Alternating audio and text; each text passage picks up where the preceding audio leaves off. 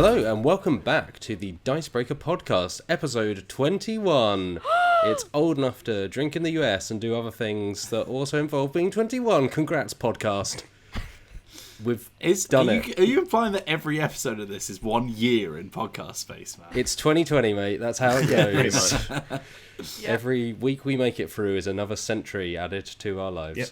Wow. Bringing the good news, I'm Matt Jarvis, Editor-in-Chief of Dicebreaker. I am joined this week by three of the team. I'm joined by Johnny Chiodini, Head of Video for Dicebreaker. Hello, Johnny. Hello, how are you? I'm all right, all things considered. Thank you very much for asking. Good, I'm glad to hear that. We are also joined by Alex Meehan. I'm alright. The trademark side-to-side look. You need to make like a noise. It's an audio podcast. Yeah. You need to have like an... Oh, It's no. good. I don't know how to do that. Like, so you lot who do the editing, you put it in. I'll let you choose. Yeah, no worries, mate. Yeah, okay, we'll yeah, do it. sure. Yeah, whatever. Didn't see that on the rider, Not but busy. fine. The video team And will all the do it, blue Your M&Ms. Highness. Put your Do feet you- up, mate. What do you think if I actually got a hold of, like, the files and everything and attempted to make this into a functioning video? It would not end well. The only software I know how to use is, like, Windows Movie Maker. yeah, pretty much Windows Movie Maker. So The it ultimate would be, video editing software experience. Yeah, well then I could put loads of like clip art bits and like Mhm. transitions and then the little noise when I do that. But other Hello, than that, I'm I'm okay, also Matt here. Jarvis. Yes, Michael Wills Whelan, rounding out this week's lineup. How are you, Wills? You're on the Meehan show. I'm good. This is... Michael. Meehan show. You bait me. You bait me into it. You've made me this. Are you implying that I stir? That's ridiculous. We worked out that this is the first episode me and Johnny have been on since episode 6.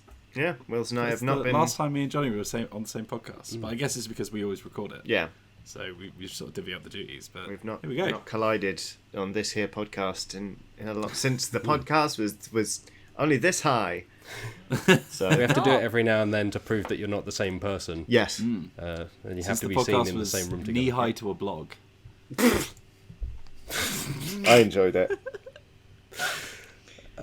So how about them Of board course. games? Yeah, how about those board games? We are, of course, here to chat about what's happening in the world of board games, what's happening in the world of tabletop RPGs, what we've been playing, and more. So let's get rolling straight into what we have been playing. Let's go in reverse order this week. Wills, what have you been playing? So prior to my review of the Baker Street Regulars, which is the newest Sherlock Holmes Consulting Detective box, I've been going back to the old boxes to see how they hold up in comparison. And I genuinely think, like, and I said this in my review, I think the other boxes now just don't look as good in comparison to the new one. Like, I think there's been so many quality of life improvements that now when I go back, I'm like, But we played the first case in the blue box, which is Carlton House and Queen's Park. And it comes with like this massive manor called Carlton House, and it has like an entire floor plan. And the first case, I think, might be the plot of Knives Out. Oh. Spoilers. Yeah, there's knives all over the wall. It's a big manor house. There's like an eccentric millionaire who has Knives. loads of family members who are gonna get the like inheritance, and you have to find out who murdered him. It's I crazy. mean, granted, Knives Out is a fantastic film, but it is a bit derivative of like your classic murder mysteries anyway. Yeah. Like that is a very standard setup. Well, it's an homage, if you will. Alex Meehan. But yeah, you that's Cool, about it, yeah. really. I think listening I to don't you know chat if I've about anything Consulting else. Detective really got me like thinking, oh, I should really go back to that series. Because Get I think the Baker Street box, mate. It's the it's best really thing kinda- I've played in a long time. because I've It's played so good. a few of them, but I think the Jack the Ripper one, it was good, but it was kind of just like it left a bit of an odd taste in the mouth because it was kind of based on real life stuff, and Yeah. it kind of was a bit like, But I think in playing that, because I played it a lot because I reviewed it at the time, it then it almost wiped out my very fond memories of playing normal consulting detective, where it's like, oh, this is fun Agatha Christie style, murder mystery in. So I'm very excited to get back to it at some point. The weird thing with the Jack the Ripper box as well is that like the first 4 cases are like a campaign going through the real world, like Jack the Ripper cases. But then after that, it just goes back to normal again. So you get 6 like just bog standard cases, and we played 2 of those because basically we wanted to like try a couple from all 3 of the previous boxes to see how they hold up in comparison, so that I had like an idea when writing the review.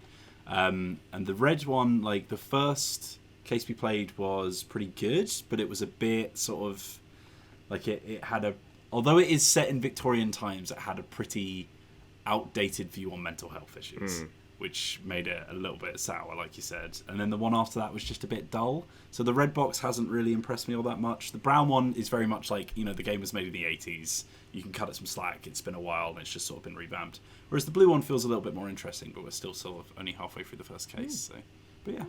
Yeah. Interesting. Anyone played Watson and Holmes as well? Yeah. So this is like I guess it's like a spin-off to Consulting Detective, but it's not in competitive name. version, isn't it? Yeah, and it's like it's almost got like very light cases, but I think you're still the Baker Street Irregulars, right? And you're kind of competing. You have characters, so because you don't see this in the first couple of cases, but you have you pick one of the characters of Sherlock's like motley crew, apart from Sherlock and Watson themselves. And then you all go out on your own investigation, competing with each other to crack it first, so that you can go to Sherlock and be like, "I'm just as smart as you are." So you can go to Sherlock and like flex at him. Yeah. About Oh, how what? smart Yeah, you done are. at Holmes. Yeah. Nice and easy, actually. That one. Yeah, it's odd. You like bid to go to locations ahead of people, so you're trying to get the carriages faster and things like that. I kind of like it. It's quite fun. Yeah. It's just a bit of a different thing. The only thing that I didn't like as much about Holmes and Watson, or Watson Holmes, or whatever it is, I really struggle to write quickly, which means that the person I play it with, they are always in charge of writing the notes, and I'm always in charge of reading out, which is a pretty good distribution because, you know, I do like to read out in a stupid voice. So it's like a sort of a nice way up there. But when you play competitively, you don't want to read out the clues that you've got because then you're giving more info to your competitors. Of course. So you have to write it down, and everyone is just sat there waiting for me to finish my notes. And I'm like, I'm so sorry. I feel very anxious now. Oh no, that's not fun. Yeah. So I would recommend playing the cooperative version if you're a bad writer like I am. All right, Wills, is that all from you? Yeah, pretty much. I've also been playing some Keyforge. I've been playing the new set. So I've been playing like now that we've got social bubble laws in England, I can actually see real human beings. So I've been teaching Keyforge to Zoe. So I might see if she wants to do a crossover Eurogamer Let's Play of us playing Keyforge. That'd be quite fun. Is this Mass Mutation? Yeah, this is Mass Mutation, the newest Yeah. set with the big boy dinosaur lad, which is the only one of the big boys I've seen so far. Yeah, that's on TTS at the moment as well. Yes, yeah. And I had fun with it. I didn't come across any of the big boys though. I've got a deck with the big boy dinosaur in it, but that's the only one I've Ooh. seen. But yeah, like I said, it's not only is the social bubble laws now in England, but also a couple of us have been like phasing back into the office. So myself, Zoe, and Dean were like the first sort of testers because we use the studios the most out of the people who are based in Brighton. So like I've just been over lunch just sort of teaching people how to play games and stuff, which has been good fun. But yeah, that's about it. Really. Isn't it amazing to sit around the table and actually just play a game? It's crazy, Johnny. Forgot what it was like. I'm still buzzing off the game of the crew I had last week. It was amazing. Yeah, let's roll on to you then, Johnny. What have you been playing? It's been a quieter week. It's been just basically back onto tabletop role-playing games. I say it's been a quieter week. I've played Lasers and Feelings, Legend of Five Rings, Deadlands: The Weird West, and on Sunday I went to the park and played Cube, which is just it's a big dexterity game basically. Okay. Viking chess, just chucking bits of wood at other bits of wood. It's great fun. Is a big dexterity game not just a sport? Well, technically Cube is a lawn game, so I think it just about rides the balance. Like croquet, I would say, is a lawn game, not a dexterity game.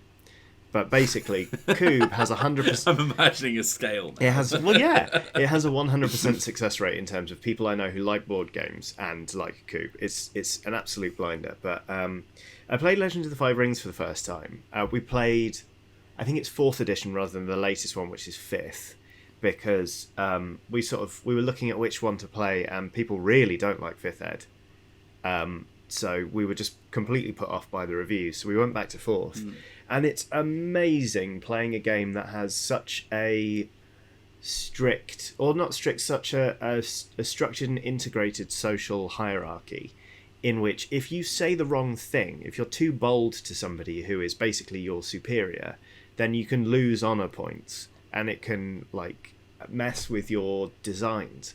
So, you know, I made a suggestion to be like, well, perhaps we should come along to do this, and I lost 0.2 honor points because it was inappropriate for me to say so. So it was like, and obviously even communicating as characters between one another, we had to remain sort of honourable-ish. My character was a bit of a dolt who wasn't able to keep a secret, we couldn't tell a lie. So I had a bit more flexibility, but it was incredible to be talking to one another and saying, you know, like, I think that there may be, while not wanting to besmirch the name of the imperial family, I suspect that there is something, you know, amiss here. Blah blah blah blah blah blah blah. And it was such a different experience. I really felt like I got a keen sense of my character, but also a keen sense of my character behaving, rather than being like, I'm the rogue and I'll say anything to anyone. Where's the king goose? I'm going to say boo. You know, like it was really refreshing. So that was nice. Played Deadlands, because when do I not? And I ran Lasers and Feelings for Outside Xbox. We just sort of the Oxventure in space as part of the Repop metaverse. And I'd never run Lasers and Feelings before. And it's lovely. It's a quick John Harper throwing some D6s about the table game. But I will say I found it quite hard to call sometimes whether it should be a Lasers or Feelings roll, because I knew that characters had a certain number, so they had a role they clearly preferred. But I felt bad sometimes being like, this is going to be Lasers, knowing somebody had a 2. Because they were doing something clever, and I kind of wanted to reward them. It was like, there's no way this is Feelings. So I found that interesting. It was a bit more of a bind. That basically, as most role-playing games do, maybe just go, I was just playing Blaze in the Dark or Scum and Villainy. So, yeah. I think with the Lasers and Feelings things, it's not just the action that you're doing, it's also like the way that you're approaching it, I think. Like you can hack angrily and you can hack coolly. Do you know what I mean? Yeah, this is fair. Yeah, I think you have to be quite sort of flexible when you're playing, because it's so rules light. You have to be really really loosey goosey with it. I mean, yeah, I did start asking people questions like, how are you flying? Do you fly straight down the line? Like, do you fly with your head or your heart? And that was a nicer way of sort of getting people involved in it. It's almost like it needed a touch, and when I say a touch, it's bold italics and triple underlined. A touch of the same system that Dishonored runs on. Just that one bit where you give an adjective to how you're doing an action. Because that's nice. That's one of the things that I really liked about the RPG. Yeah. Like, I've got problems with it, but that's one of the things I really liked about it. It's a really nice idea, I think, Yeah. the 2D20. I'm not sure it works all that well, but I think like the concept behind it is really cool. Yeah, I think the what Johnny was saying about being able to add an adjective to what you're doing, to like, well, this is the way I'm doing it. I really like that, but the system at its core, I'm like, yeah. So Lancer has like a sort of trigger system where that you can make your own triggers, but there's also a big list of them in the book. Where if you're like doing anything, if you're like, I think this counts as using this trigger, you'll get a plus based on whatever level of that trigger you have. So you might be like, I'm gonna struggle to pick an example out of my head now, but like, you know, you might be like, I'm not gonna take any prisoners or whatever. Right. What system is this? Sorry. This is Lancer. Oh, okay. Which is the mech driving sci-fi RPG, which is very cool.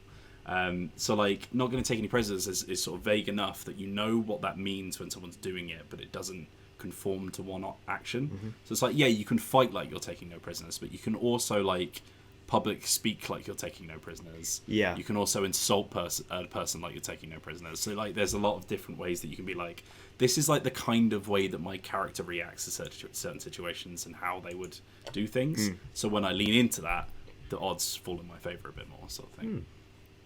which is quite nice. I am excited to play Lancer. I've been reading quite a bit of that rulebook, and just I don't think I've ever played an RPG where you have like where a vehicle or some kind of external thing is a key part of it. So I'm kind of interested to see how that plays out in gameplay, because I think at points it can be hard to juggle the kind of like, oh, I'm a person inside this mech, but also the mech is very important and what I'm doing with it. So it almost ends up in that, oh, at this point, is it just like pure combat and I'm just a big stompy metal person? Or, do I have feelings inside the robot? That kind of thing. I think it's very hard, Ghost in the Shell. a hard thing to juggle. Yeah, like the Evangelion kind of like, oh, I'm sobbing inside this mech. How do I portray that in an RPG? But, I just think have the tears like come out of. the robot's just like, Yeah. oh, you can't see me, can you? Never mind. Were you doing windscreen wipers for your eyes? Yeah, essentially. You're nothing if not predictable, my boy. Look, I mean, it was roundabout that. It's not exactly what I was Leaking coolant. So yeah, I think the you are essentially just like it's the same thing if you were playing, I don't know, Apocalypse World and you were driving a car around. Like, it's not like the object that you're using is just important and the way that you describe it and stuff, but it's not always just combat. I think like you might use a mech to try and help fleeing civilians by like bridging your arms across a giant chasm or something like that, and you can still use the same system that you use when you're out of the mech to roleplay, and it doesn't feel too separate. But then, just like you were playing D&D or whatever, there is a moment where you are just like, right, we are now in combat, and then it turns into sort of like a hexy board game, which is kind of cool. But it's very much like you are just as human inside your mech as you are outside of it, I think, which is quite cool. Yeah, Lancer seems they have. I might be getting confused because I started reading a different mech RPG as well. But is it Lancer has the kind of like very defined like, okay, here is our little like almost group huddle before we go out. You have like a sort of tactical breakdown of what this mission's going to be, what you're trying to get out of it, kind of thing. Which is all much like Blades of the Dark is defined by the players. So the GM might be like, here's the situation. What do you want to get out of this situation? Well, we want to, do what the contract was given to us, or we might want to actually start using that information to get our own personal profit or whatever. And you have like a sort of like loose tie of like, why are these characters built together? Like, they very much want the background to be really important to you. So the best thing about Lancer is it has all of this in like a big flashy website where you like make characters like you're in a video game. And it's like, choose your background, just like we saw in the Cyberpunk trailers or whatever for 2077, where it's like, are you a corpo or a street kid? Imagine that, but there's like 20 of them. They're all really evocative, but also open-ended, so you can just sort of like jump off from that as a starting point, which is really cool. Cool. All right, Johnny. I mean, it doesn't sound like it was that quiet a week. Have you been playing anything else? No, in retrospect, it wasn't. When we were filling in the doc, I was like, oh, I've played 2 RPGs. No, it's been busy but fun and nice. I've not done any painting, and I want to get back to it. But, that's a me problem, not a you problem. Don't worry. All right, Meehan, let's move on to you. What have you been playing this week? Talking of quiet weeks, boy, it's been quiet over here. I've played approximately 1 game of Fort and Rummy. Rummy's a great game. The card game. Yeah. The card game Rummy. Which is like one of your classic playing card games. That's, I don't even know how old. But unfortunately, living with just one other person sometimes make it very difficult to play anything much, especially when the other person is especially busy in the moment. So yeah, I won on 4, like pretty much slammed it. And Rummy is fun and quick, and we can have a drink while playing it and not really have to really think about it. Especially if you're playing gin rummy. I mean, it's already got rum in the title. Oh yeah. God damn it. Oh, gin and rum. No thanks. Oh no. Well, white rum, you could make a Long Island iced Actually, tea. that's very true. I take it Although back. you'd have to add 3 other spirits, so it's not Yeah. quite. Yeah, Long Island iced tea.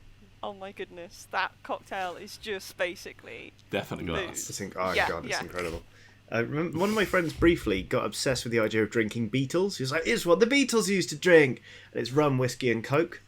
And he kept being like, let's have a beetle. I'd be like, I don't want to. I don't like. You may not sound like nice. whiskey, but I do. Stop putting rum in it. So, yeah. I've mean, never heard of this. Rum and Coke, good. Whiskey and Coke, good. Rum and Rum, whiskey and Coke. Just like, it's just noisy, isn't it? It's like, stop it. Sounds like their contributions to drinks were about as good as their contributions to music. So let's move on. Oh, this is not a. What do you think we are? Pitchfork? There's a little like for all you hipsters out there, given that. Yeah. We're with a spin-off, Pitch Spork. I don't endorse Mr. Whelan's opinion. No, not in any regard. Not in any regard for anything. Normally, I wouldn't. To segue, normally I wouldn't give much stock in Wills's opinions. This is a mean thing to say. I'm just segueing, Wills. I trust you very much. But Wills got me into Infinity, which is what I've been playing this week. Well, I say playing. What I did was spend all of Saturday putting together a new JSA army, and then most of Sunday painting one of the mech model things in Evangelion colours. Paint the EVA robot 01. Shinji. Yes. So I'm excited to get into that, and now I've convinced at least 2 other people, potentially 3, to get into Infinity. So we're now starting just like a wargaming club, just kind of ad hoc. So I am, like I say, I'm JSA. My friend is collecting the Nomads. Our other friend is doing Caledonians. And then the 4th member of the group is kind of undecided because we were playing Overwatch last night. And we're like, you should get into Infinity. And I was like, all right. So, Wow. Easily swayed. It's exciting times. I've not been this excited about... Well, I've enjoyed a lot of miniatures games, but I think this is the first one I can really feel becoming that kind of sense of like, oh, this could be like I'm going to stick with it. Rather than just kind of like, I'm going to play a bunch of this for review or some kind of coverage and then move on from it. This is like a thing in the background that's just going to tick over. There's nothing quite like the feeling you're getting in on the ground floor with people at the same time. That's what really hit off with me and Age of Sigmar Warcry. So a bunch of us went, let's do this, and we're doing it, and it's nice. I think I was just going to say, because it is one of the most popular ones outside of the Games Workshop sphere. But I think because it is outside of that sphere, it's still a bit like, hey, have you heard of this? And they're like, no, what's this? So you still get that exciting thing of like, no, like, Warhammer's not what you think it is. It's just sort of like, hey, have you heard of this? No. Okay, let me tell you how cool this thing is, sort of thing. I think which makes it really exciting. Yeah. I really... think- Oh, sorry, man. I was just going to say, I think I'm just waiting for the miniatures game to find the miniature game that's for me. Because, like, for the most part, the miniatures games, a lot of the settings don't really appeal to my sensibilities. Like, not hugely into the kind of dark, like, oppressive, world of Warhammer or Warhammer 40k. Not really into, like, the futuristic. I think it's just because, this is going to sound really stupid, but I think it's because... Obviously, because they're miniatures games, they're kind of centered around different armies and such. And I'm just not really hugely into, like, just settings that are based around warring factions and such. Meehan, do you know anything about Malifaux? Never heard of it. Okay, so Malifaux is set in, like, a sort of weird, alternate Victorian steampunky world. And there's a faction in which you can play hillbilly swamp goblins who ride robot mosquitoes. Okay, and they're this not is sounding pretty good. You're not a faction. You're a crew. So like, although there are sort of like overarching factions of like things that you can like use models in, you're just like a crew with a leader who's got like their henchmen and they're out to just nick stuff. And it's very cool. But there's also a new edition out, I think. We might be painting some third soon, ed. hopefully. And the models are lovely, and you can even get a pigapult, which is, as it sounds, a pig catapult. That sounds great. I just think a lot of the settings are just very serious. They are, yeah, a lot of them. Which is fine, but like I'm sat there. To be honest, Infinity has probably been one of the ones that I've been most sort of okay. That sounds alright, but like. None of them have really piqued my interest yet. Yeah. So The weird thing with minis games is like they always seem so serious on the outside, but when you actually get invested in them, they're really goofy. Wow. Like, I've never played a minis game where I haven't just found a bit of lore where I'm like, excuse me? Yeah. Yeah, and they also require a lot of investment. Yes. That's that's another very thing true. that kind of puts me off stuff like with like Magic and things where you have to you need this much in order to actually start with it, and then you need to carry it on. Yeah, that's why I like Frostgrave so much, because it is just like super cheap buy-in, and you are a wizard and the wizard's apprentice, and they've hired some goons because they're heading into the frozen city in search of artifacts, and they're going to fight anyone else who comes near them because they're their artifacts, damn it. And it's very silly. Yeah, it's And why you just play with whatever you want as well. Yeah. I play with. That's So why I guess play with that's- medieval rabbits that are skinning monks alive. Because Oh, wow. Because basically the rabbits, the wizard is a monk being flayed, and the apprentice is a monk being beaten up, and it's because they are human. There's a human wizard and his apprentice who have been captured by rabbits and are being forced to do magic. They're like, do a spell. So the rabbits are the actual ones running the show. oh, wow, really that's dark pretty brutal. Ratatouille. Yeah, pretty much. Wow. Rummy, what are you doing? Ah! My leg! You are Screaming as stealing? another rabbit burst from the top hat. Oh, Yeah, so that's kind of where I'm at. I'm really excited. I think it is because I've managed to find other people who are kind of getting into it with me, and because there's kind of no pressure. So it's just like, hey, we'll start collecting these. At some point, we'll play. One thing I will say is that I really liked is I picked up I think it's just called like a starter set or like a Sectorial army pack, but it came with a handful of models, including a biker person with a scythe on like an Akira-looking bike, which I've got was it right very next cool. to me. You won't actually be able to see it, but I've got it on the top Yeah, here, so I'll it just show it was- to the people at home if they're watching on YouTube. The models are really good. But it also, so it came with all that. It came with quick start rules, and I love the rules because they use D20s, which is very nice, and you roll under target numbers, and they're generally quite slick. I mean, it's still a war game, so there's still an amount of rocking cover and whatnot, but you can also react to the opponent's moves. But the thing that I really liked is they just do these packs of scenery. So it's like a paper terrain mat, and then a load of pop-up paper buildings and things like that, and bridges. And I think it's about £8 for an entire set. So it comes with the whole mat, comes with like, I don't know, half a dozen buildings or so. But it's like a really nice way of like, oh, you don't have to paint a load of terrain. You don't have to like craft a load of foam. It's just like it's all recyclable. Like it's a cool thing to just be able to like, bonk, there's a whole battlefield ready to go. Yeah, they've given those an upgrade in the new sets as well, which are it does make them a little bit more expensive, obviously, but they're like thick card stock, so they're properly like weighty buildings, so you don't have like the sort of floppy kind of like you put a model on it and it just sinks a little bit. I'm getting very close to having to put my fingers in my ears and go la la la la la la. I'm not listening. Johnny, it's so Stop good. it. I'll teach you when you're in the No. office. We'll do a Stop that. We'll do a playthrough. Stop that. It's all good. Stop it. You'll love Stop it, it. mate. You'll I love it. mean, I'm probably a better target than Johnny because I haven't got any miniatures games I'm playing. So I would say that Infinity is pretty complex for a because we did a list of miniatures games. I said if it's your first time playing a miniatures game, I wouldn't start with Infinity because it's pretty heavy. Whereas you can have one that's just a bit more sort of like it's a bit more breezy. You roll some dice, it's all fine. yeah, but I'll have babies first. Miniatures game, which is basically me fishing out my My Little Ponies from a bag under my bed and trying to use them. I'd handy P take you on in like My Little Pony Frostgrave. Yep.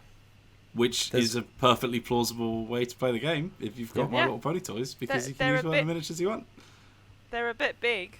You are going to suffer with line of sight and shooting rolls. is the problem.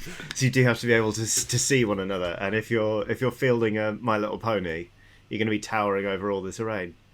Unless Have you got line of sight? Yeah, I can just see your cutie mark through that that arched window. Yeah. Well, they make up for it in sheer will and force. I like to think. absolutely. Yeah. I mean, I will say that like Osprey, which makes Frostgrave or publishes Frostgrave, they do a really great job with hey, here's just a small book that has some rules. They're relatively light. Just use whatever you've already got lying around. So Frostgrave does it, Gaslands does it. Gaslands is so Gaslands good. is great. But there's just like a number of games where it's just like, oh, here's the rule book. It's like 15 quid or something like that, maybe 25. But you can just use whatever you already have, and you don't need to then feel like you're, buying in for upwards of £50 to £100. It's more accessibility in that miniatures games is good. Speaking of Gaslands, Johnny, we did actually get some correspondence from the guys at Osprey saying we'll send you some stuff if it makes it easier for you to do a Gaslands Let's Play on the channel. So we should absolutely do Yes, that. I've had some Hot Wheels cars ready to be sort of painted up and have some bits stuck on them for like 2 years now, Yeah. and I've just not got around to it. I've got mine sitting in the office. Let's get it done. Let's get her done. All right. Let's roll on to some news, shall we? All right. So, news this week. It's an interesting mix. I think it's been a generally quieter week, but it means that there's been some interesting kind of releases on the smaller side rather than just the big stuff we've had for a couple of weeks. I think most people hopefully know about this. The rules came out last month, but now they are making miniatures of the combat wheelchair made by Sarah Thompson. Mustang's Art on Twitter, who does some fantastic stuff around kind of like accessibility and role-playing games and creating content, all of which I think is free. They have a Patreon, but you can also just pick up the rules and they come in book form, a version with autistic-friendly fonts, and also just audiobook. So their content is also incredibly accessible itself. But so Sarah put out some rules for a combat wheelchair in D&D 5e, which incredibly fully fledged, detailing how it can be used in general day-to-day adventuring, but also in combat with like specific moves and custom upgrades depending on the character and different classes. Really, really impressive stuff.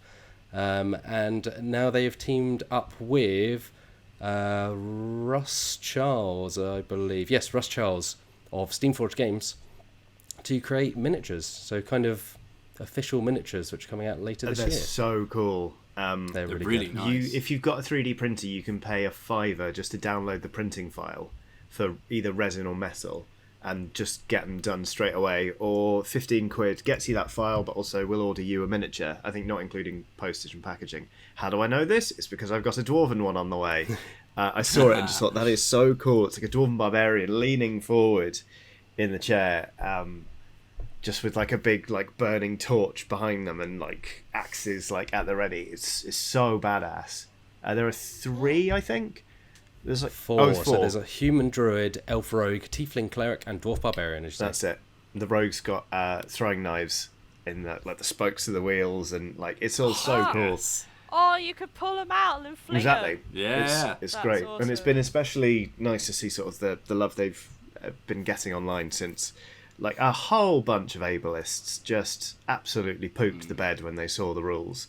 Of course they did. It's D&D, Yeah. mate. It's like a cesspit of It's really pulled some nasty people out the woodwork who can accept, dragons and magic and alternate realms, but can't imagine that a disabled person wouldn't want to be, in massive inverted commas, fixed, or, somebody tried to argue that the combat wheelchair is not, it just is not practical because it's a fantasy staple that doors are smaller than in real life. And it's like, in what? Oh my in Alice in God. Wonderland, you look at any source book, the doors are honking massive because... yeah. Also, every character anyone ever plays is like a 7-foot Exactly. half-orc with muscles bigger than anyone you've ever It's seen. just some people are really not willing to just accept that perhaps disabled people want to be represented in tabletop games, and that is sad. Well, those people can find a hole, a nice big one, and go in there, and just stay there Forever. forever. Never talk to anyone else ever again. But yeah, so these are really cool. If you're interested in checking them out, they are, so the manufacturer is Strato Minis, which I had not come across before. Me neither. But like I said, they've been sculpted by Russ Charles and Thomas Lishman, who are the... Wasn't Ross involved with the cat and the dog ones? Yes, yeah, so Russ Yes, Charles is that's- co-creator of Cats and Catacombs and That- Dungeons and yep. Doggies. That's why I remembered his name. Yes. which So, are also very, yeah. very nice minis. They are. Yep, Yeah, they're they really are cool, really although nice. very small. Yeah, So very small and hard to paint.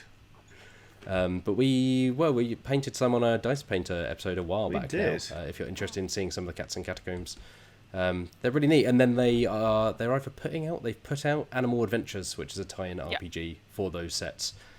So yeah, it's really cool to see folks across the industry obviously coming together in support of this. Also, 25% of the proceeds are going towards Ehlers Danlos Support UK, which supports those living with the kind of titular group of genetic conditions. So it's for a good cause as well. So go and check them out. It's just a good, wholesome story across the board. This I would say I don't know if she's still doing it, but there's a lady called Tanya who does a lot of Twitch streaming and RPG stuff.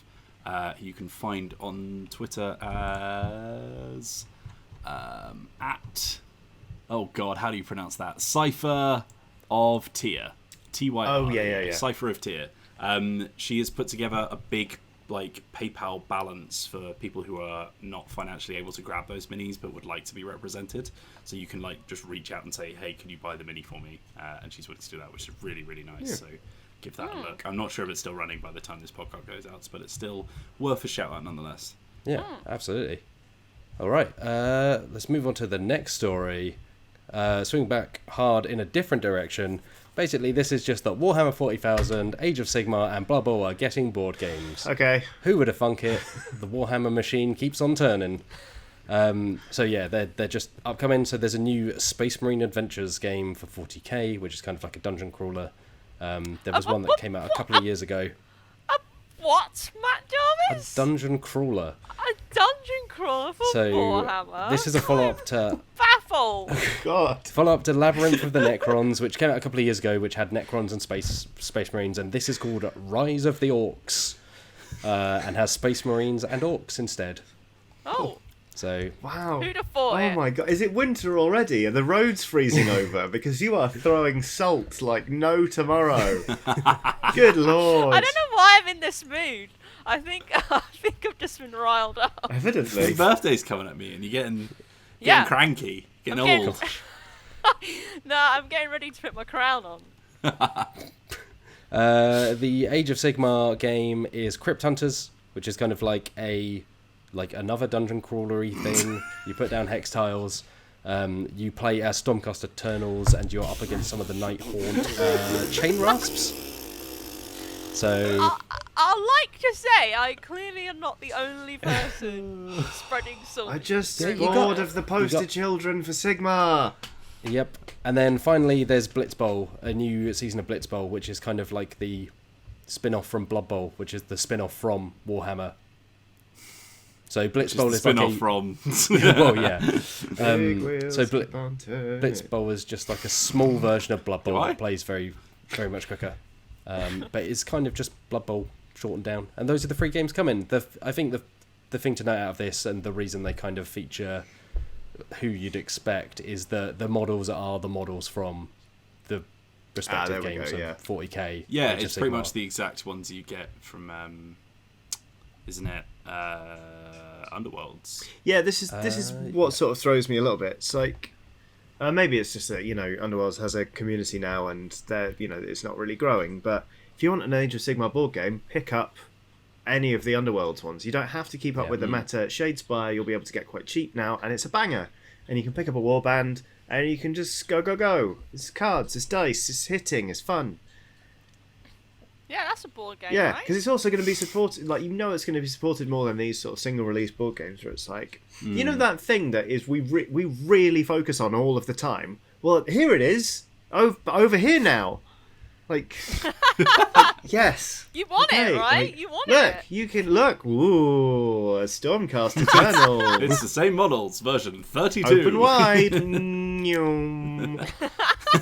And making this slightly more complicated is that they'll be exclusive to Barnes & Noble in the US, so if you're listening in the US, that's where you'll find them. Fantastic. In the UK, I think only Rise of the Orcs is coming out, and it's exclusive to Game, the video game retailer.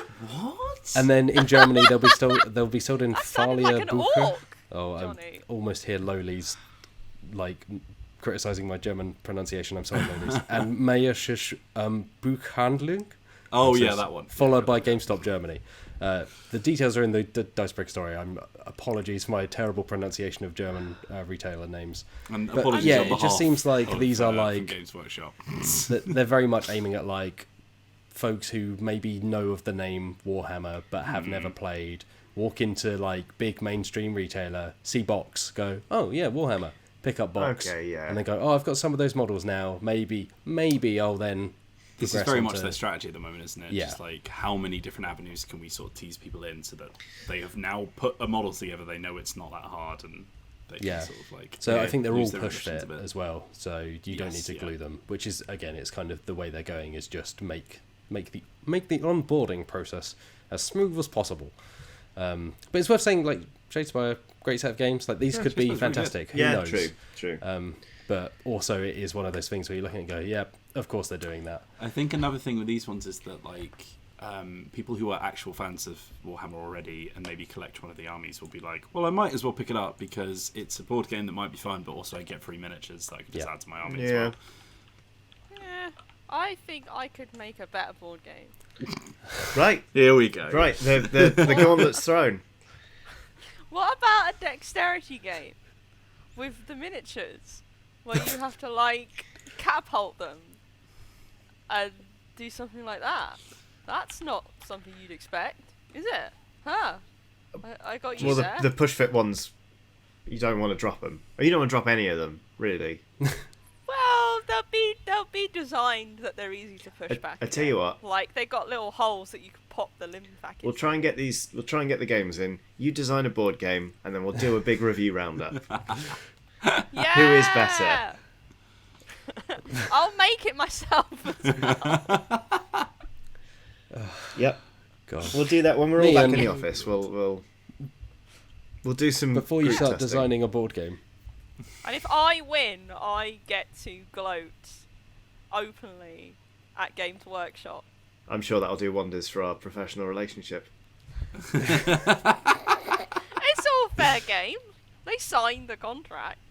Yes, of course they did. Yeah, I forgot about that bit.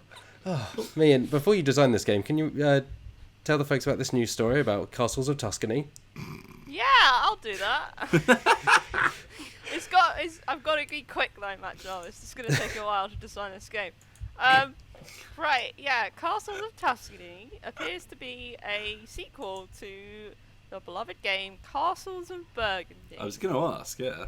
Yeah, it hasn't been officially announced yet, but it might as well have been because there have been so many leaks that everyone's fairly aware that it exists.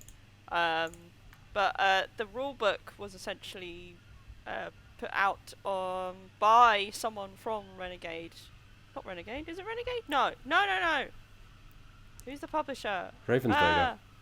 Right. Ravensburger. Sorry. Blech. Begins with R. Ravensburger, yeah, someone from Ravensburger put out the rulebook for the game, and it looks like a more straightforward version of Castles of Burgundy, where you play as a noble in Tuscany during the Renaissance period, which I'm a fan of, personally. And you're looking to gain power and wealth by sort of investing in the local area, by building like monasteries and various villages, by placing tiles, and it's like a mixture of a tile drafting game with a bit of resource management, and yeah, I imagine it's another game for people who like the first one, but also a game for people who are a bit intimidated by the first one and want an easier entry point. Also, I personally think it's a more interesting setting than Castles of Burgundy, which is medieval France. You heard it first. First Meehan takes down Games Workshop. Now she's after medieval France. Will she be stopped? No. Yeah, I'm just paying my dues. What? To who? Or what? To medieval France and Games Workshop, Matt. You'll get yours, medieval France. I see you You've sat had the there. rub of the green for too long. All right. Meehan. go. Matt, what's Cloud Age? Well, this is another Alex Meehan story. Almost like I Yeah. put these in here to try and distract her from picking fights with various publishers in the industry and also periods of time. See, you were wrong. I fooled you because I can make this into that. No, Cloud Age is fine. It's the next game. Matt, I don't want to try and say the name because I'm going to ruin it. It's Alexander Pfister. There you go. Matt did it because he's good at this sort of thing. Yeah. Barely know. The designer of Great Western Trail, Ah. which is a fairly liked game. I haven't played it myself, but cowboys and Wild West yeehaw. I believe cattle are involved, are they not, Matt Jarvis? Yeah, it's just all driving it. It's less cowboys and more just pushing cows up the board and then Well, putting they them on a are. That's train. what cowboys actually were, though. Yeah, they Well, are yeah, yeah. cowboys. But it's yeah. not gunslinging and not what most people would think of when you think it. It is very much, hey, here's some cattle, move them up the board, put them on a train, do it again. You'd be surprised how many people do get annoyed when you call, like, Wild West gunslingers cowboys, though. They don't like it at all. Anyway. Well, they're on the list as well. Wow. Yeah, Cloud Age is set in a post-apocalyptic setting where basically the world is a dried husk, and now everyone's flying around in airships. And the only currency is cows, and they must be moved. It takes ages to pay just for like a 50p bag of Revels or something, just trying to push We need 4 change. You have to cows. saw a bit of porn off. I love Good to know that- It's not about Good that. to know that Revels are going to survive the apocalypse, though. I mean, only the coffee ones. Fine Not by enough me. for them to base a Oh. currency on that. Yeah. No, I mean the chocolate ones and the caramel ones are nice. Oh no, they're gone though. No, it's just the coffee they're ones. not Only the surviving. coffee- The coffee ones Oh, are the this is cockroaches of the disgusting. sweet world. There's an entire religion Found the based around orange. that episode, that advert where they play Revel Roulette. Oh, And they're yeah. they're confused. They're God. like, what are the hidden gemstones? What is this orange of which they speak? None of us remember. Oh, we have yeah. only the one great flavour. At least it's not orange though, because that would be really neat. That was Orange is great. Tell Don't- me of don't the diss orange revel. Well, child, Anyway, in the before Enough. times, when man moved around on the earth. Can you imagine sitting in a market meeting for the Rebels team, and they were like, "What movie should we base our next advert on?" Waterworld. And someone says Deer Hunter. Or Deer Hunter. Yeah, yeah. I can't believe I'm the one in this situation trying to bring it back. To, Well, it's like, about time. That Yeah. Why do you think Wheels and I haven't shared the podcast since episode 6? the chaotic energy is too much. You have to search for resources using a quote sleeving sleeving mechanism. That sounds... Which they don't Uh, explain beyond that. No, Right. I don't quite know what it is, but I hope it's nothing it to do with cows. supposedly makes finding resources harder on certain bits of terrain because the cloud is covering it. Oh, I see. Of course, Okay. naturally. All right. Yeah, Okay. you see, but I don't know how it actually works in the real world, i.e. when you're playing it. But it seemed... No, just going, It's... Yeah. Oh, okay. It seems interesting, yeah. There you go. Ah. Oh, and it's out this autumn. Cool. That's Kevin I haven't Costner's played Cloud Clouds. Age coming this autumn. Because Alexander Pfister's made a lot of really good games. Like Great Western Trail, I think, is really, really fantastic. And he won the Kennerspiel des Jahres twice in a row for Broom Service and Yeah, Isle not, of not Skye. Great Western Trail, right? No, which I think, but Great Western Trail is, I think, probably his best known game at this point. But I haven't played Blackout Hong Kong, which I think was his last game. But from what I heard, it was kind of like okay. Yeah. So, It was like here's the hoping co-op this one, is, wasn't it? yeah, here's hoping this is kind of like a return to form in some ways. But He is co-creating it with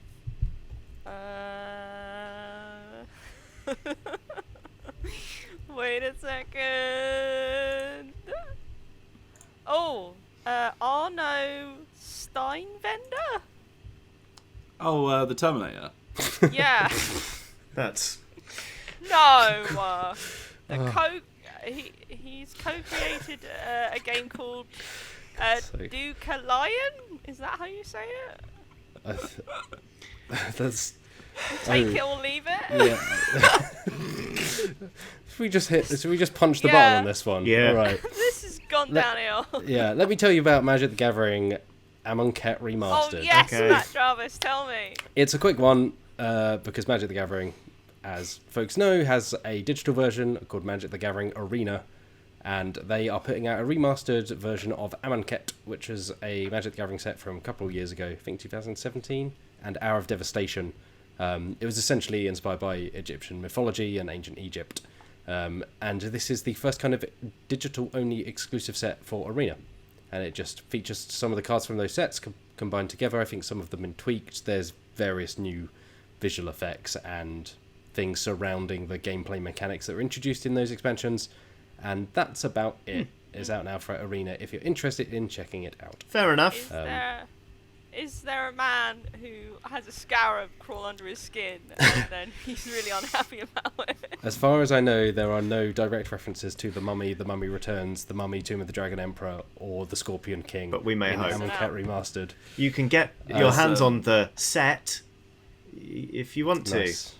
But I yelled fair enough, but it got covered by a Mummy reference. Oh, I thought the joke was that you were just like, fair enough, move on because you don't like magic. No, it was Pharaoh enough. Oh. Well, that one required quite a lot of thought. Yes. Oh gosh. Okay, let's get through the rest of news. I'll take this train game, shall I? Because that will mean that sounds like such a tribulation for you. Such a geezer. There is a new train game coming from Capstone Games, who made Irish Gauge and Ride the Rails.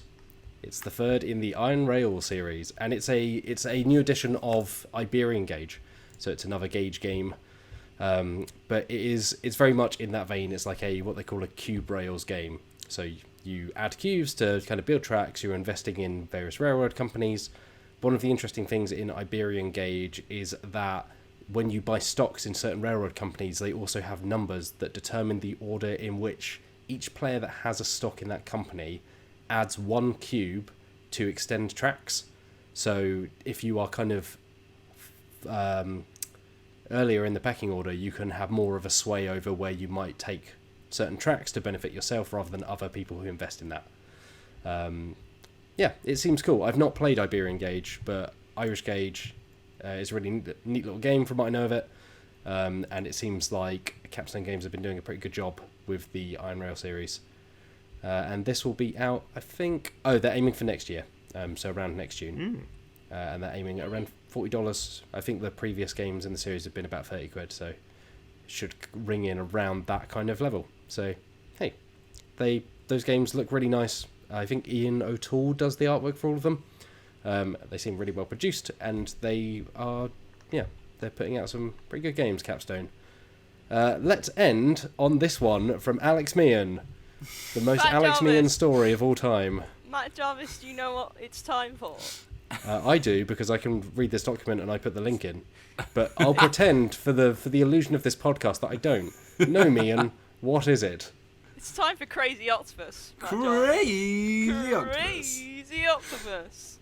Yeah, this is a dexterity game from Itten, which is a Japanese publisher who've made games like Tokyo Highway, which I've seems played to be Tokyo quite Highway. fun. I think Yes. I've ruined a game of It's that for somebody okay. else by banging on a table excitedly. Yes, I have. I got told off at PAX Unplugged by one of my colleagues for banging excitedly on a table and ruining an entire game of Tokyo Highway.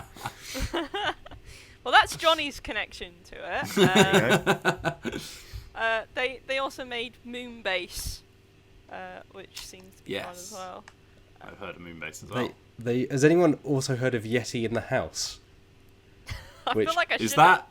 that what you say when you enter a building? Yeti in the house! You found me. It's a game from Itten, and it is incredibly simple. You have a tiny little wooden Yeti, and each round or turn, I'm kind of half remembering it, so apologies if it's half wrong, but I think this is it. Is you take this tiny Yeti, you hide it somewhere in the house, in the actual house you're playing in. You take a photo, you show the photo to everyone else, and then I think they have to either guess or race to find it, and that's the game.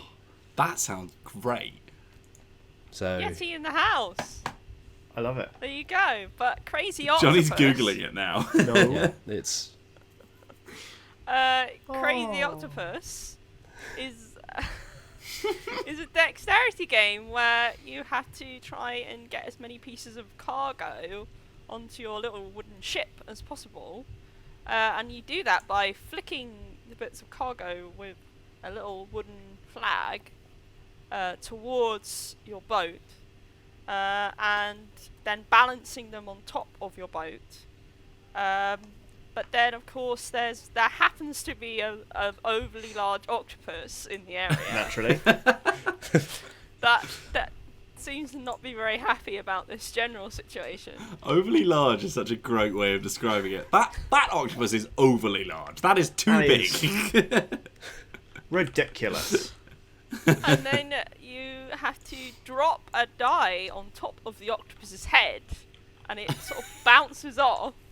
And then, depending on where it lands, you have to move bits of the octopus. And at one point, in the teaser trailer they put out, the dice go straight through someone's boat and knocks a lot of the stuff over. Oh my So, gosh. I know. Who knows what's going to happen? I love describing dexterity games without being able to show them. They always sound so ridiculous. I'm looking at because I hovered over the link in the Google Doc and I've got the preview image of this little meeple of a man on a boat going, oh, Hey! just holding his arms up hello. I see I a mean, little you would single too nipple if- of a man. If you were on a boat and there were loads of tentacles around you.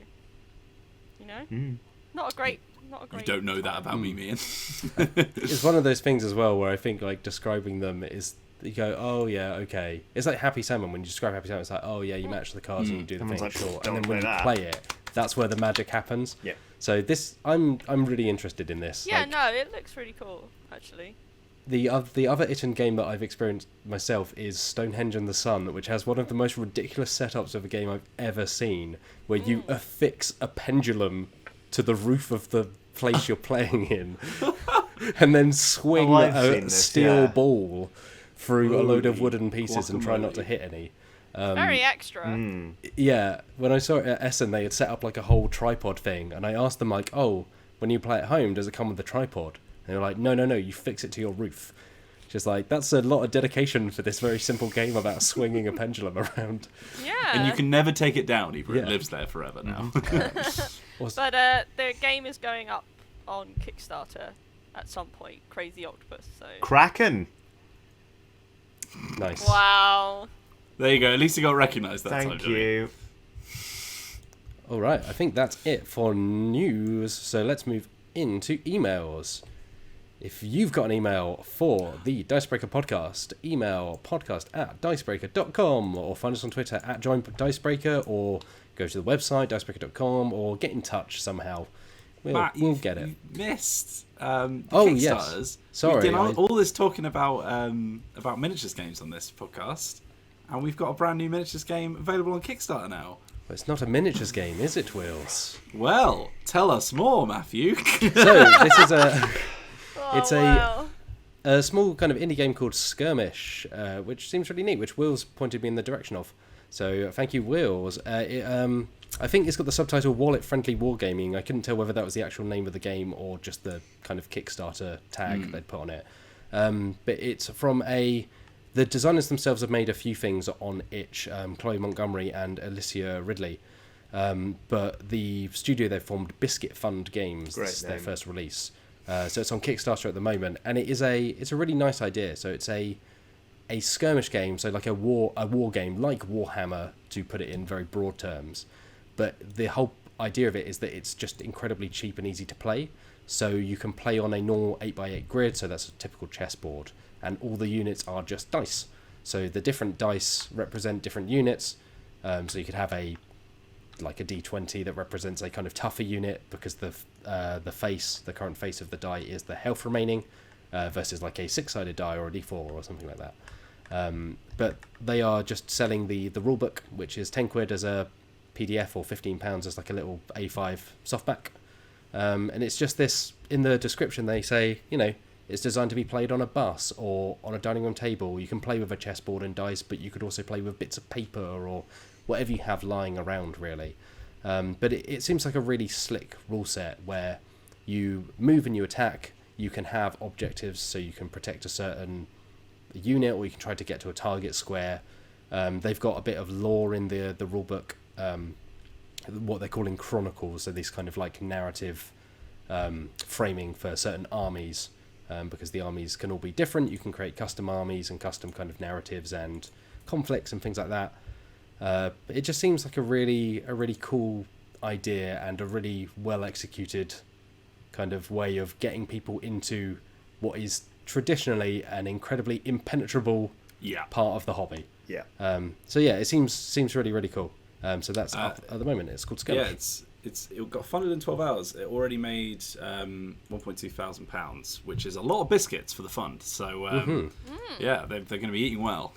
Yeah, and I think at $1,500 they are unlocking a second book, which will have a load of armies created by various contributors to the project.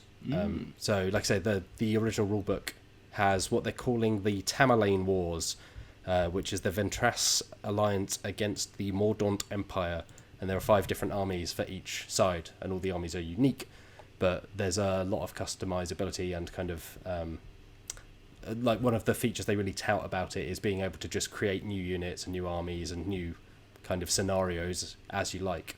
So this new book, if it unlocks, will kind of demonstrate that, but also give you a load more things to play with. Cool. So it seems incredibly cool. All right, now let's move on to emails. All right, so let's read this one. Johnny, would you like to read this one from AlcoGod? I'd love to. Hi Dicebreaker team, what are your thoughts on if a DM should or should not play a main character throughout a campaign? I've only played 4 to 5 sessions of D&D and was unable to continue as I had to move to a different part of the country for work, but it was not a good experience playing.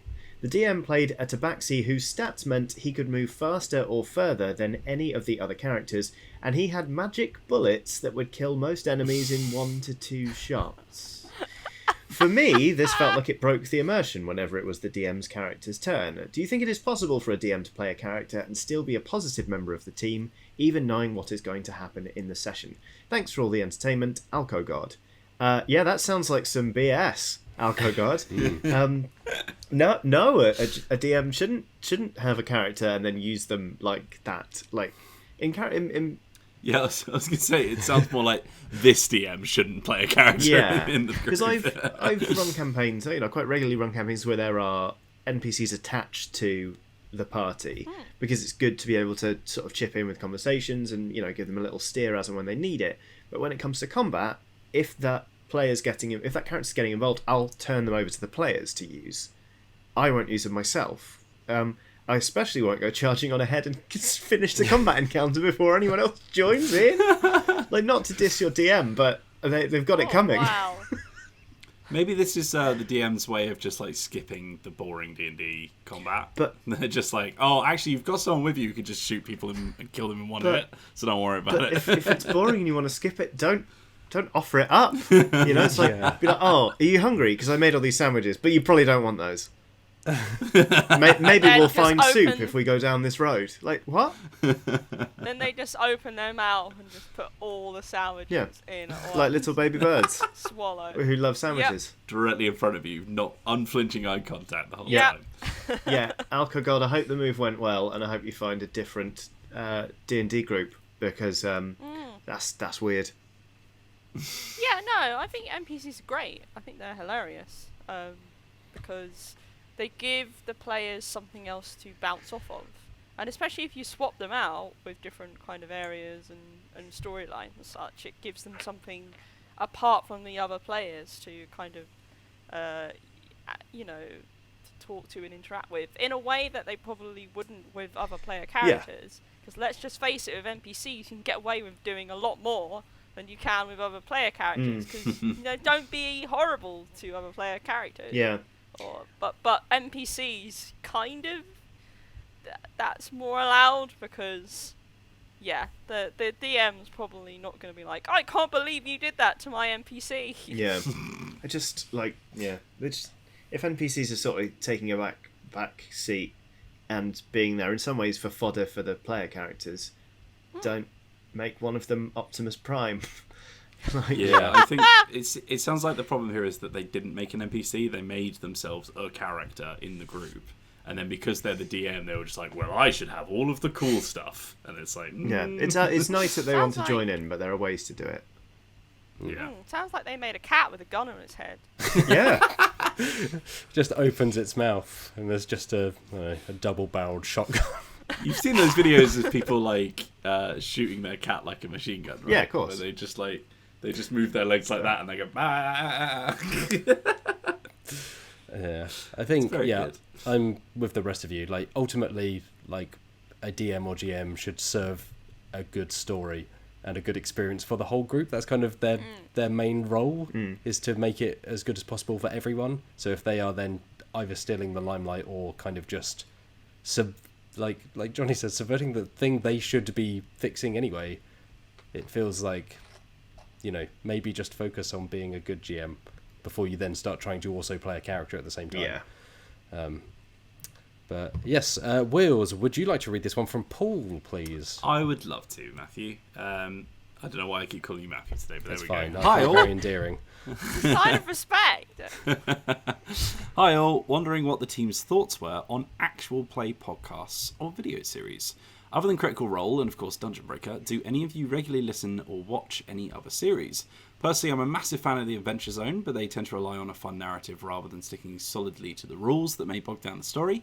Any of you given them a go, prefer something more rulesy or something more fun? Cheers, and thanks for all the lovely podding. Paul Oyston. Thank you, Paul, for the question. I don't tend to listen to much like RPG stuff, to be honest, because I always think I'd just rather be playing. But I do see the value in them. I think if I was to dip my toes into one, I probably would go for the Adventure Zone, just because I love the McElroys so much. But yeah, I definitely lean towards one of those more sort of fun and whimsical ones. I don't really care about the rules they're using. I'm more invested in like the story they're telling. But I think you watch quite a lot of these, don't you, Meehan? Yeah, I do. I follow and listen to and watch a reasonable amount. So, obviously, Critical Role and Adventure Zone already there. I listen to one on the off when it happens called. So there's a podcast called The Flop House, which I'm a big fan of, and they don't actually do anything to do with RPGs most of the time. It's a podcast about bad films, and they watch them and then talk about them. But one of the hosts, Stuart Wellington, is a massive tabletop nerd as well, and for their they're part of a network that does like a fundraising drive for the network. And part of that, they did a crossover with the Adventure Zone, where the Adventure Zone guys and the McElroy brothers, looked at a film and then talked about it, and they ran an RPG session that kind of then spawned like a separate side series that they do on occasion called Flop Tales. Woo! Yeah, woo! Yeah. Where they've done D&D obviously, but they've also done like Monster of the Week and like some other RPGs that are a bit more out there, and I really like Flop Tales. Woo. Yeah, woo woo. There's also a actual play called Venture Maidens, which is really cool. And they're all just ladies playing RPGs, which is fun. Cool. And a Starfinder actual play podcast called... Oh no, I forgot what it's called. Yeah, it's fine. Fair. It will come to me at some point, and I might tweet about Well, that it. was fairly comprehensive anyway. You mean Roll for Combat? The Glass Cannon? Androids and Aliens? Yes, Table Androids Burst? and Aliens! Androids and Aliens, that's the one I meant as well.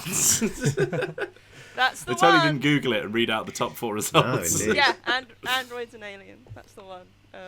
Which is actually a spin-off of the Glass Cannon podcast as well. So I personally don't listen to any like actual play stuff. I think because so much of my time is absorbed by like keeping up with this stuff anyway. Sometimes it's kind of nice to just break away. Yeah, it feels like a busman's holiday otherwise.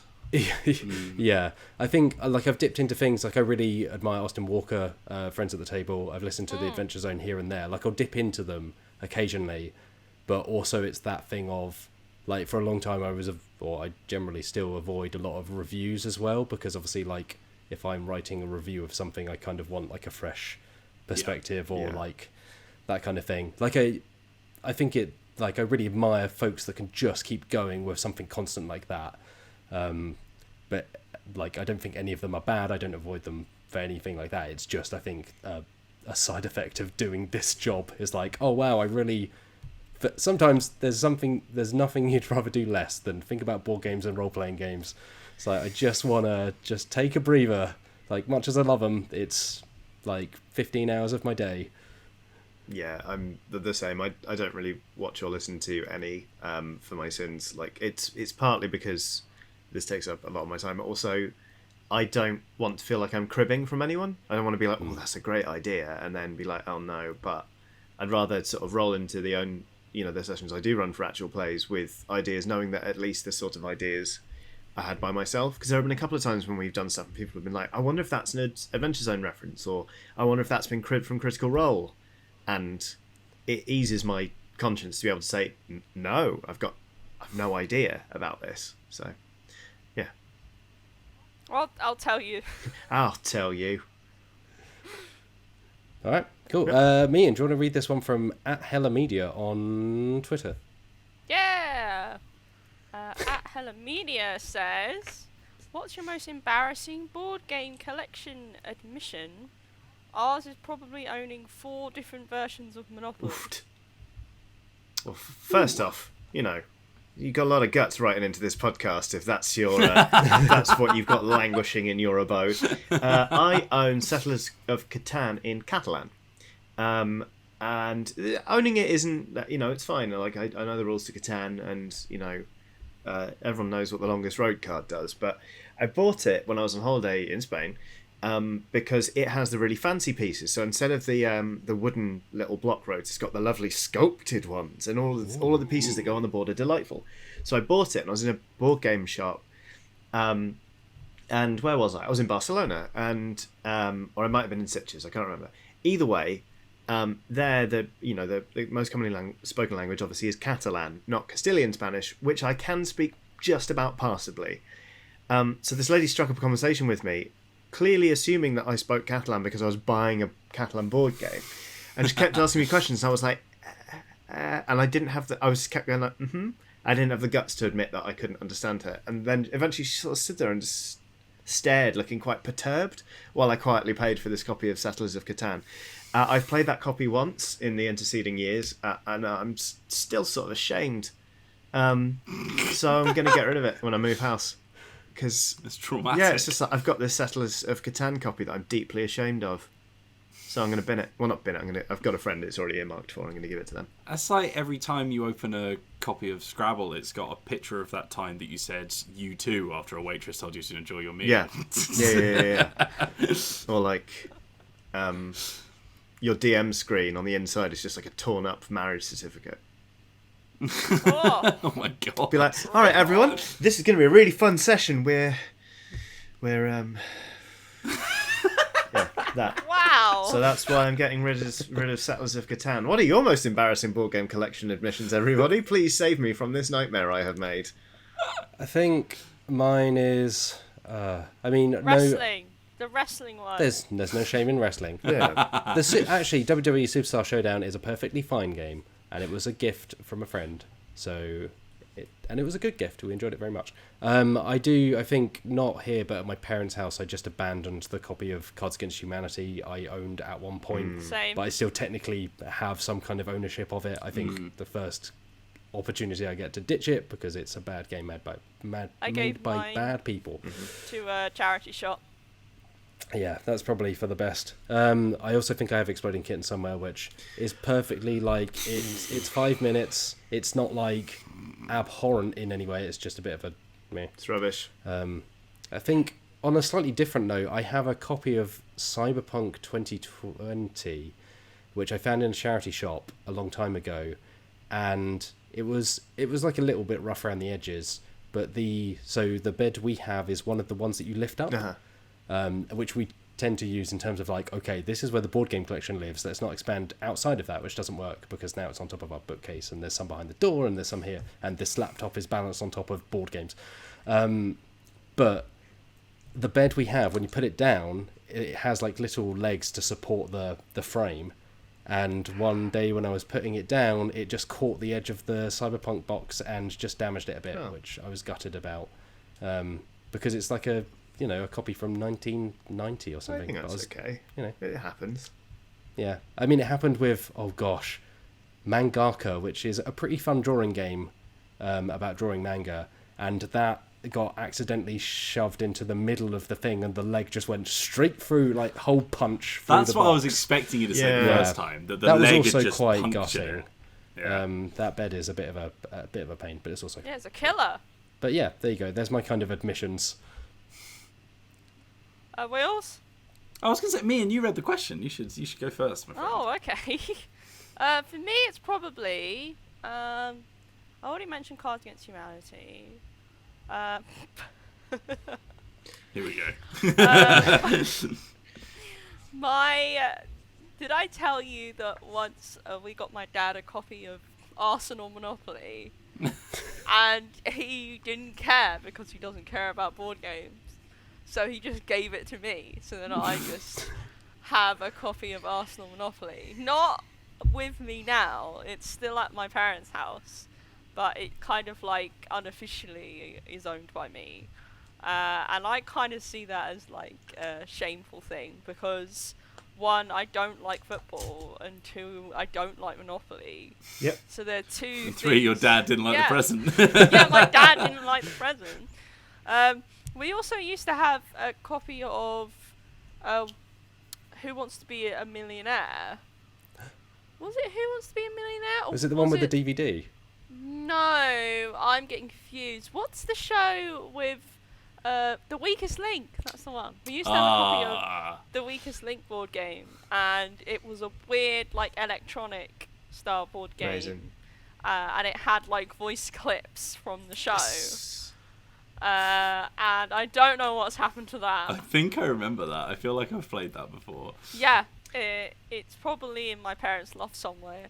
Like rotting away with the wasps flying around God, it. You've just reminded me my copy of Sheriff of Nottingham smells musty, and it's got those little velour bags people have to handle. It makes me. I'm so embarrassed every time I play it, but I refuse to buy the new edition with their awful art.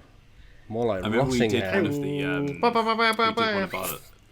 Say again. We did one of our list videos, and you brought in some games that must have been next to a damp corner or something, Johnny. I was like, Johnny, I think you might have some damp, and you were like, oh no.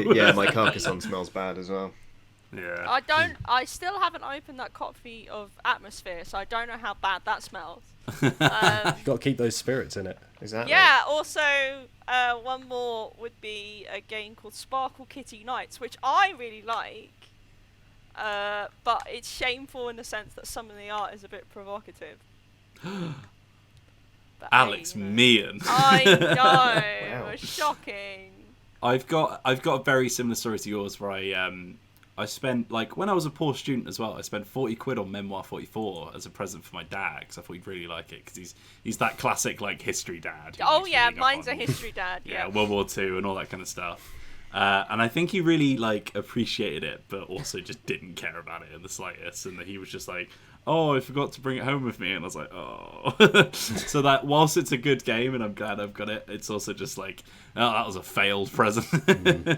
But I also, when I was working in Cambridge, I was working for Inkle, and they have a really nice board game shop in Cambridge. So I used to, as you probably know, Matt. Is it Heifers? It's the one near the big bridge. I can't remember what it's called now. There's the Heifers bookshop, which has like you go downstairs and there's a whole board game section. It is incredible. No, I really recommend it. it's not the bookshop. It's one that's just a ground floor pure board games. What's this, Matt? You need to find this place. Yeah, I will seek it out. It's opposite one of those, like, those like parks that are full of like cinemas and fast food restaurants and all that kind of stuff. Yes, yeah. I think I know the one next to a big bridge, not far from the train station because I could walk it. Anyway, This is thrilling stuff. yeah. I'm telling you about your own city, Matthew, which I've just called you again. So basically, I went in. I used to go in there all the time, like whenever I just got a paycheck or whatever. It was only an internship, so I'd just like grab myself a nice board game every now and again. And I would be very conscious of the fact that I would see a game and sit there for ages on my phone, like looking at reviews and stuff, because I didn't want to buy anything that was like, oh, what if this is rubbish and I'm just buying it on a whim. And then one day I just went in and I was like, all right, forget it. I'm just going to find one that looks kind of cool. I'm going to grab it and buy it. And I bought this thing called like Martial Arts the Card Game, which had been kickstarted. And it's so crap. It was like the one time I hadn't bothered to check if it was any good. And if I'd looked up, I would have seen that everyone was like, these rules don't make any sense. Like it's borderline unplayable because it's just like the rule book just doesn't work. Now it's just a constant blight on my collection. I tied an onion to my belt, which was the style at the time. All right, I will read this one from Anonymous Law Student. LORE, which I think is a favorite called pun. Oh, yes. good pun. Yeah, that's strong. Dear Dicebreaker team, I'm going back to uni soon, where I live with a few housemates. I'm planning a Monster of the Week campaign, which involves both my housemates and some friends who go to other unis, where it wouldn't be possible to meet face-to-face even before COVID. Do you have any tips for running a campaign where half of the players are Skyping in? Have any of you ever been involved in a situation like this? Would it be best if my housemate and I all went to different rooms and all used Skype? I can speak to this very directly because I am in a Monster of the Week campaign where we all Skype in and multiple of us are in the same houses. So my wife and I are obviously in the same place. Our friends, two of our friends are living together in the same place. In fact, there are multiple kind of couples and whatnot. And so when we do it, we do indeed, like, we all have separate laptop setups and we all kind of separate out just because it's easier to kind of do that. I think often with the audio, like trying to capture audio from multiple people sat around a laptop that's then blasting out other people's conversation and potentially echoing back, it's just kind of a nightmare. Yeah, it's horrible. So if you have the opportunity to have kind of like separate devices or separate headsets or whatnot, it tends to work out better. I'd say it's essential, really. If anyone is Skyping in, everyone should be Skyping in individually. Yeah. I'd agree. Especially since, like, in terms of, it's a lot quicker to make eye contact with somebody and start talking to them when you're in the same room. Whereas if you're like, I turn to Morboss and say, then it levels the playing field. I think when you've got people playing in the same room, they can have all these lovely little interactions together, and everyone else has to be like, it's like using a rotary phone while everyone else is texting. So yeah, that. Be well, Anonymous Law Student. Yeah, and enjoy Monster of the Week. It's a great game. I'm really enjoying it. All right, we went through that one quite quickly. So, Johnny, would you like to read this one from Andrew T. Terry? Andrew T. Terry. What is the most interesting or creative use of a common spell or ability you've seen or done in a TTRPG? A friend of mine told me one of his players cast Create Water inside an enemy's lungs as an attack. Oh my That's god. really perfectly dark. horrible. I loved Morboss's UV light. That was amazing. In the first episode of Dungeon Breaker. I think that was the one that I don't think I did that in the one that went out eventually because we actually lost. This is like a little bit of behind the scenes. of the first Dungeon Breaker recording we ever did. I don't think, or maybe I tried to repeat it because I thought it was quite good at the time. Are you talking about the night light or the UV light? No, I've absolutely seen somebody in our YouTube comments reference it before. Okay. Maybe I copied myself. Unless we talked about it on a podcast. But I think, I think you use the UV light on Cisco's empty cage. Oh, yeah. Yeah, that was really good, because I can make any colour light, and UV light is basically black light. Yeah, that was very good. I liked that a lot. Yeah, it was really Thank cool. you. That was one of my favourite ones. That's very kind of you. Excellent stuff. It's all right. We actually have a really great piece on this on the website. I'm not just saying this to recommend you go to the website, which you should do anyway. But Rosh Kelly wrote a really fantastic, I believe it was Rosh, wrote a really fantastic piece about conjure food and water. And the use of, because conjure food and water allows you to create, quote, 45 pounds of bland but nourishing food. and it was kind of discussing if you use that, because it only determines it by weight, that it happens to be quite a lot of things like meringue, which doesn't weigh very much. So you can essentially fill a room with meringue, if you so wish, using Create Food and Water. So it's a really, really fun piece, and it was one of those things where I read it and was like, oh, I really need to take inspiration from this. Yeah. In that way, where it's like, oh, I've just been very boring with my use of spells. I did really like doing when Fizz made that illusory version of the edge of the platform when we were in the that was good. That was incredible. Hangout, and he just like stepped on it thinking it was real and just collapsed to his death. That was quite fun. The best one I've ever seen was actually basically a misunderstanding of the mechanics, which was such an inspired plan. It was when I was appearing in Questing Time, which was, in the before times, a monthly live show at the Phoenix Theatre in London. I was playing with Steve McNeil, who's a comedian. He was playing as a half-orc barbarian, I think. And he had run out of activations of rage. But he knew that as a half-orc, anytime he got dropped to 0 hit points, he would in fact go to 1 hit point. He took this as dying and reloading in a video game where he was like, well, that will give me all my uses of rage back. So he whispered in my ear, he was like, no, is that a good plan? And I was like, no, but you should absolutely say it anyway. So he was like, I want to hit myself in the head with my axe, which will take me to 0 hit points, which means I get another life, which means I can rage, and then I want to attack everyone.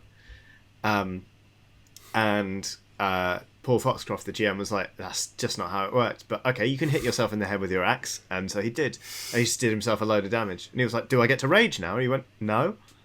And it was just a lovely little bit of play of like, it was such an inventive interpretation of it that I think if I'd been in the GM seat, I would have been tempted to be like, yeah, you can put yourself in a palpably worse situation. I'll give you 1 rage. But yeah. There was that nice moment when we were doing Breakquest Club where Ian was like, I want to try and sing the song that the Dryads in earlier in the Dryads were singing in the forest, and you just had that moment where you went, now, me talking to Ian Higton, Good Bad the Bad Good, obviously this will not work. But me talking to Ian as a player, I mean, if you want to, like, absolutely. Yeah. So he did it anyway. He was like, I know this won't work. I won't summon the Dryads to our aid, but I'll try. And it was a nice little bit of role playing. Yeah, it's fun. Yeah. I think for me, I was playing a campaign once, a D&D campaign, and we were infiltrating this noble family, and one of our party members was just basically on the verge of getting discovered. It was like in the middle of a banquet or something, and they were being accused by like someone there of like being an outsider essentially. So my spellcaster, my bard, cast Tasha's Hideous Laughter, which is a fantastic spell. But you can essentially use Sleight of Hand to try and cast spells secretly, as long as they're not using elements that are too obvious. And I basically did a Sleight of Hand roll, managed to, get unnoticed, cast it on the person accusing my party member of being an outsider, and suddenly they just start laughing uncontrollably, and the whole hall is just like and just starts laughing along with them, and the whole thing is like basically gave us a distraction to kind of get that person away and complete our mission. So I love the idea of using that to make the rest of a crowd think that this guy was joking when he was actually, that's really good. Yeah, it's a great spell. Yeah. Thank you for your question. I think that's all we've got time for this week. Again, if you would like to send in a question to the team, you can reach us at podcast@dicebreaker.com. Find us on Twitter @joindicebreaker. Find us on the internet dicebreaker.com or youtube.com/dicebreaker. Or just find us around. We're around. You'll find us. before we leave you, let's look ahead to what's coming up. Johnny, you know this is coming up. Oh, yeah. What's coming up on the video side? Alrighty, so we've got another episode of Dungeon Breaker as we hurtle towards the conclusion of our Avernus arc. We've got a lovely list feature from Wheels on 5 new RPGs that don't need a GM. We're going to be playing a very special RPG with Nate Crowley live on Thursday the 27th, which is going to be tremendously good fun. But most importantly, when this one goes out, this podcast, if you're listening to it on Friday the 21st of August 2020, we're going to be having a few drinks, because that is the official 1-year anniversary of our very first YouTube upload. So happy birthday, Dicebreaker YouTube channel. Also happy birthday, Alex Lowleys. But mostly, happy birthday, Dicebreaker YouTube channel. I'm going to be reliving the events of last year and getting a bit pissed in the daytime. All We're right. going to get another massive bottle of champagne that we can Champagne is a very generous word to describe the sparkling wine. It was Martini Carver. But yeah, I'll tan one of Wine them. in the soda stream. Give me a crazy straw. We'll go ham. All right, excellent stuff. Over on the website, we have various bits coming up. We have to look at some of the most valuable Magic the Gathering cards of all time. We have a piece up now on why you should look at playing the Pokemon trading card game. We'll have like a guide to Magic the Gathering Arena. There's quite a lot of Magic stuff coming at the moment because there's a new core set just out. So if you're interested in getting in on the ground floor, now is a good time to do it. We also have coming up a little later towards the end of the month, we have a chat with some of the folks behind the reboot of the Dark Tower, the kind of 80s board game. And much more besides, with various other bits planned coming up. Also, looking ahead into the future, this week, as a little tease, this week we're actually recording another run of Cyberpunk with Cody Pondsmith, co-designer of Cyberpunk Red. Those who have been watching the channel a little while, speaking of Dicebreaker, been going a while, will remember that last year we played with Cody at PAX Unplugged, and it was something. Mm-hmm. It was incredible. Mm-hmm. Yeah, it was. I hope my dice are as broken as they were when we you rolled played. like 4 crits in a row. It was ridiculous, yeah. Didn't you? Yeah. So yeah, we'll be joining forces with Cody once more, who will be kindly GMing for us, and that will be for PAX Online, which is actually next month, September 12th through to 20th, alongside EGX Digital. Yeah. But we'll be making various appearances throughout that show, and one of those appearances will be playing Cyberpunk Red with Cody Pondsmith, which I'm very much looking forward to. Mm-hmm. So there's a little teaser. We also, if you missed the Retapop Metaverse, which just took place this last weekend, we did a special session of Blaze in the Dark, the whole team, GM'd by Wheels here, our very own Wheels. And so there was like it was a 45-minute episode as part of that show, but we've also got the rest of that session coming up as 3 episodes, I believe. Mm-hmm. So, yeah, that will be coming up soon. So you'll catch us around at these digital events all over the place.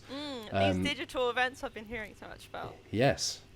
And we've got much more to announce about our other plans at PAX Online and EGX Digital, so keep your eyes peeled for that in the very near future. But until then, you can find us at dicebreaker.com. You can find us at youtube.com/dicebreaker. You can buy our new summer range of merchandise at dicebreaker.myshopify.com, which, thanks to Shopify, isn't as neat a URL to say out loud as ours.